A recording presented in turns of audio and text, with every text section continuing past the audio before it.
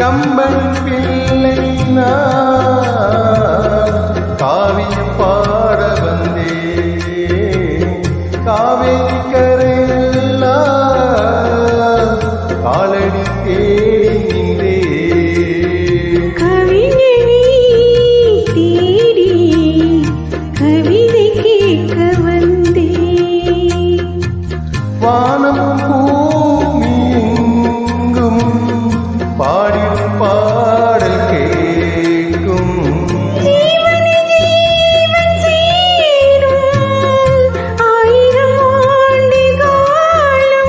இனி என்னாலும் பிரிவேது அன்பே.